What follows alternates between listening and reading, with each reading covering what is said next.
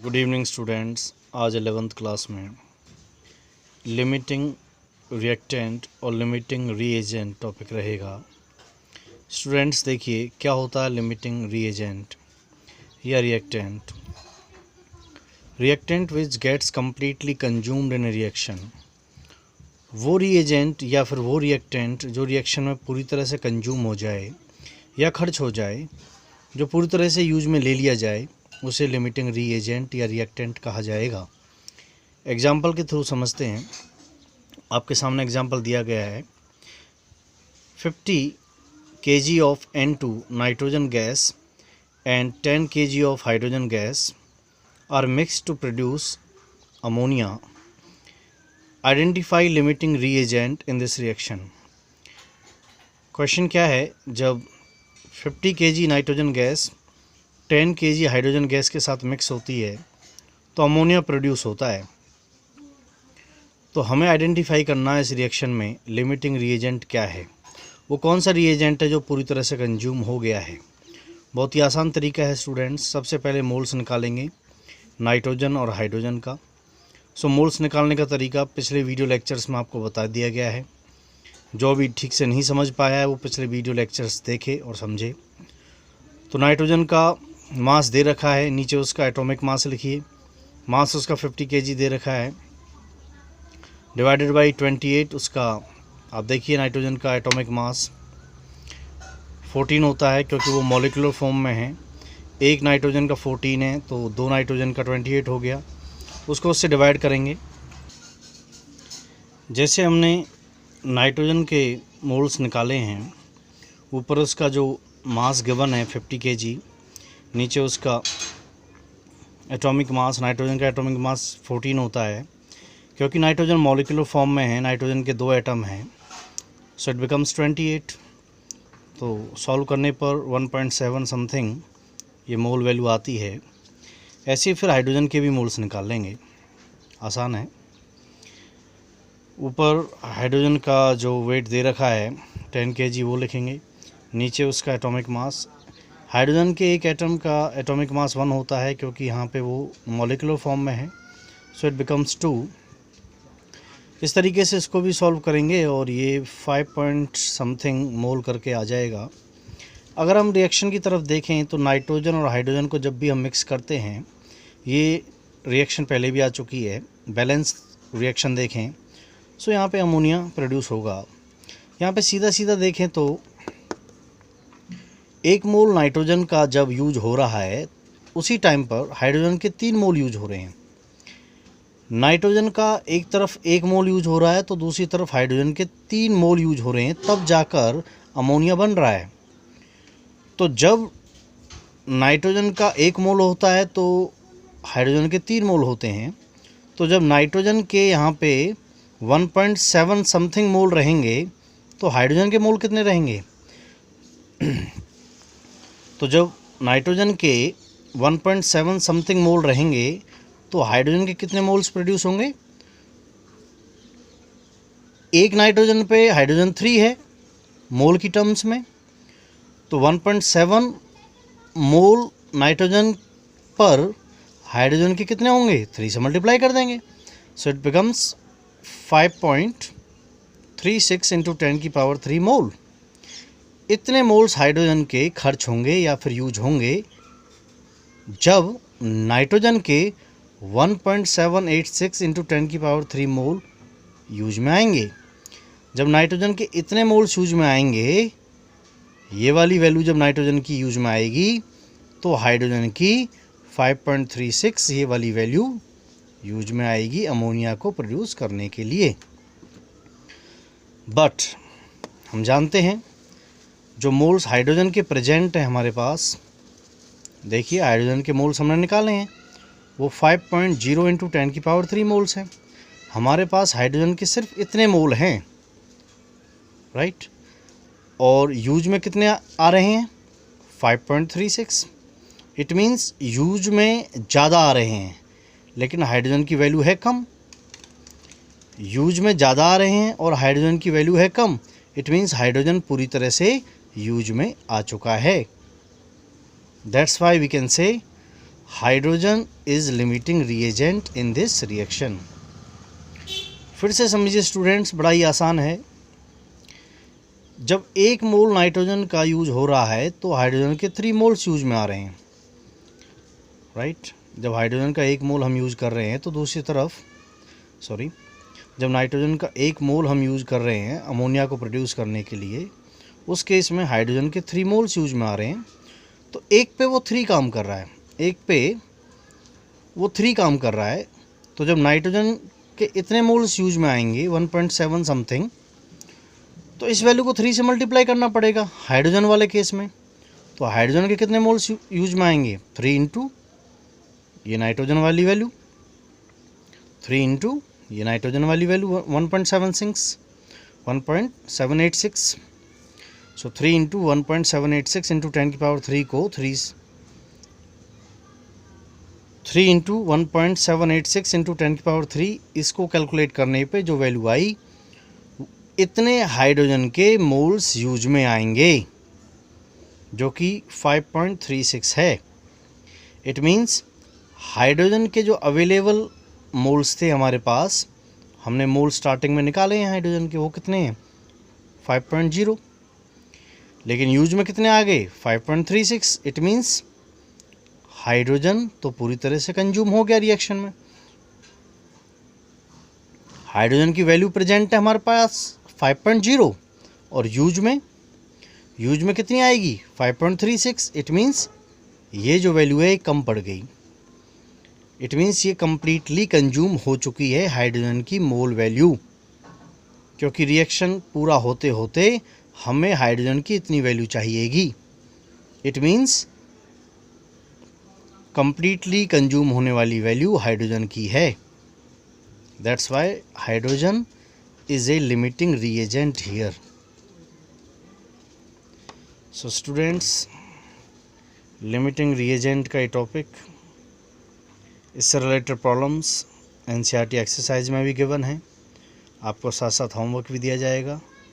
Keep watching videos, keep doing your homework which are given on the daily basis to you.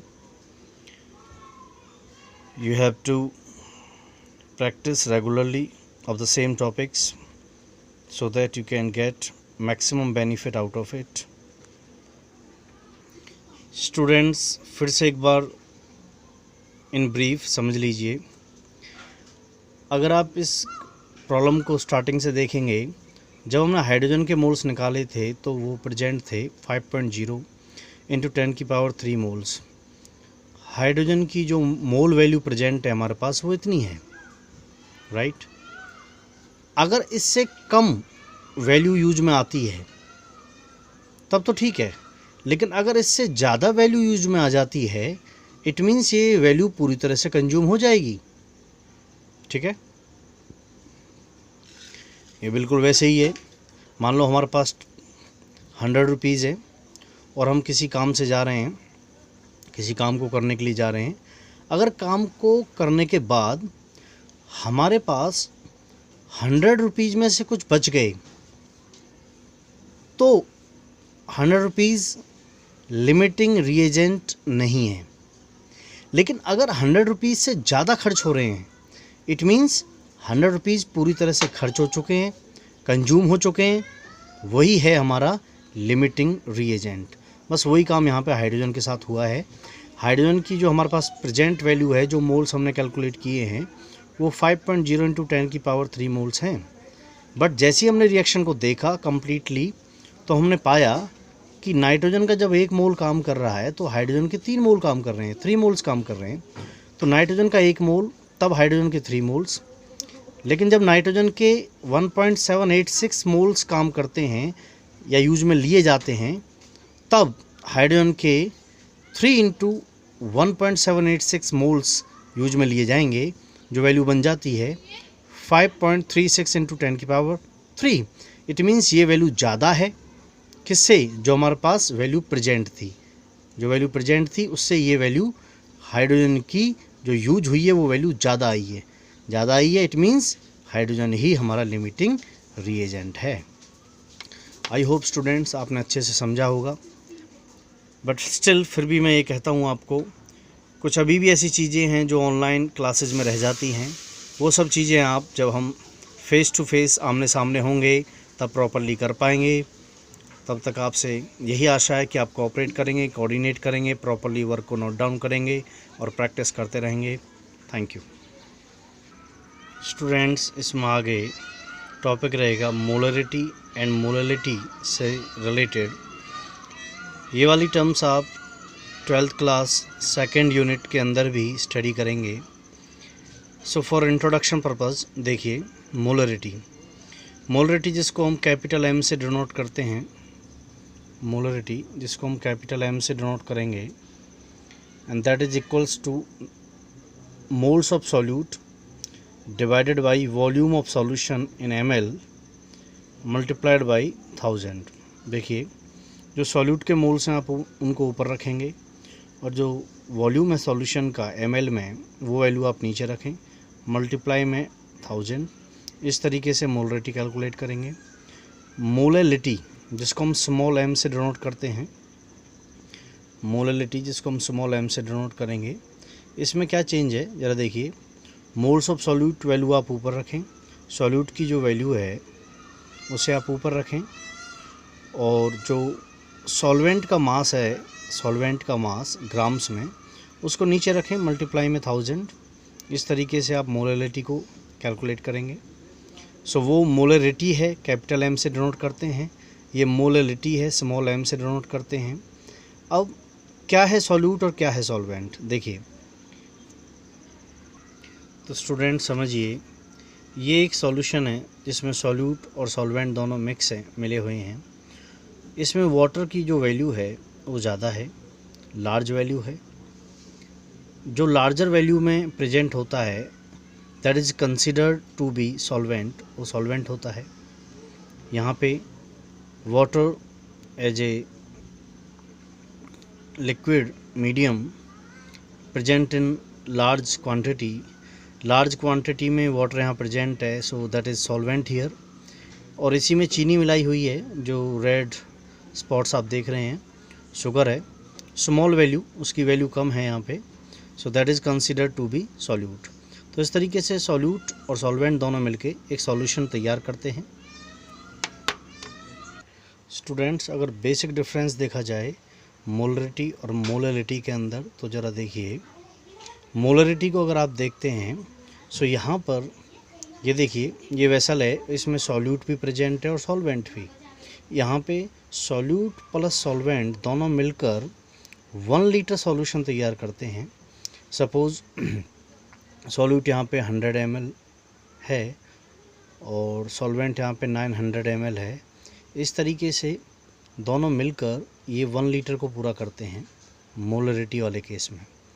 लेकिन यहाँ पे molality वाला case देखिए, यहाँ पे सॉल्वेंट ऑलरेडी 1 kg के इक्विवेलेंट है, सॉल्वेंट ऑलरेडी 1 kg के इक्विवेलेंट है, और अब उसमें सॉल्यूट को डाला जाएगा, वो may be 50 gram, 100 gram, anything can be that quantity, वो कुछ भी हो सकता है। सो सॉल्वेंट पहले से ही 1 kg के इक्विवेलेंट वैल्यू है, सो जो टोटल सॉल्यूशन बनेगा वो 1 लीटर से एक्सेस जाएगा, 1 लीटर से ऊपर जाएगा मोललिटी वाले केस में। सो देखा जाए तो यहाँ पे जो सॉल्वेंट है वो 1 लीटर से नीचे है, और यहाँ पे जो सॉल्वेंट है वो 1 kg के इक्विवेलेंट है। इट मीन्स यहाँ पे सॉल्वेंट की जो वैल्यू है मोललिटी वाले केस में वो ज़्यादा है, मोललिटी वाले केस में सॉल्वेंट की वैल्यू ज़्यादा है और मोलरिटी वाले केस में सॉल्वेंट की वैल्यू कम है। इट मीन्स ये कम कंसंट्रेटेड है, इसके अंदर गाढ़ापन, कंसंट्रेशन कम है। सॉरी,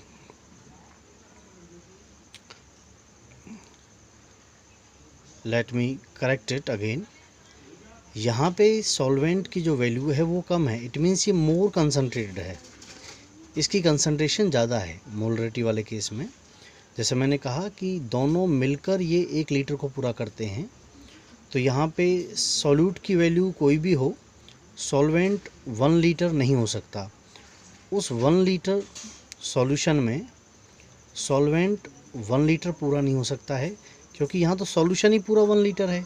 तो सॉल्वेंट डेफिनेटली 1 लीटर सॉल्यूशन से कम है। इट मीन्स सॉल्वेंट की यहाँ पे जो वैल्यू है वो 1 लीटर से कम है, क्योंकि ये दोनों मिलकर 1 लीटर को पूरा कर रहे हैं। हो सकता है ये 900 हो। सो स्टूडेंट्स, इन ब्रीफ मैं यही कहूँगा कि मोलरिटी वाले केस में सॉल्यूशन ही पूरा 1 लीटर होता है, उसमें सॉल्यूट भी होता है और सॉल्वेंट भी होता है। इट मीन्स सॉल्वेंट जो है वो कंप्लीट 1 लीटर यहाँ नहीं हो सकता, वो ज़रूर कम रहा होगा 1 लीटर से। इट मीन्स यहाँ पे सॉल्वेंट की वैल्यू कम है, और अगर सॉल्वेंट की वैल्यू कम होती है, मान लो अगर यहाँ सॉल्वेंट पानी है और पानी की वैल्यू कम है, तो ये कंसनट्रेटेड ज़्यादा है, इसके अंदर गाढ़ापन जो है वो ज़्यादा है। दूसरी तरफ मोलरिटी देखो, मोलरिटी के अंदर सॉल्वेंट पहले से ही 1 kg इक्विवेलेंट होता है, सॉल्वेंट पहले से ही 1 kg के बराबर होता है। इट मीन्स यहाँ सॉल्वेंट की वैल्यू ज़्यादा है। मान लो यहाँ पानी ज़्यादा है, और अगर यहाँ पानी ज़्यादा है तो ये लेस कंसनट्रेटेड है, ये थोड़ा पतला है, इतना गाढ़ा नहीं है जितना कि मोलरिटी वाले केस में होता है। तो ये क्वेश्चन भी है कि मोलरिटी ज़्यादा कंसनट्रेटेड है या मोलरिटी ज़्यादा कंसनट्रेटेड है, तो हम कहेंगे मोलरिटी जो है वो मोर कंसनट्रेटेड है rather than molarity. So students, यहाँ हम इस यूनिट का एंड करते हैं। देखिए, ऑनलाइन टीचिंग में कुछ इश्यूज रह जाते हैं, वो हम फेस टू फेस जब मिलेंगे लॉकडाउन ख़त्म होने के बाद, तब वो सॉल्व कर लेंगे, बार बार एक्सप्लेन कर लेंगे, फिर से समझ लेंगे। तब तक हम सभी का एक दूसरे के लिए कोऑर्डिनेशन, कोऑपरेशन बहुत ज़रूरी है।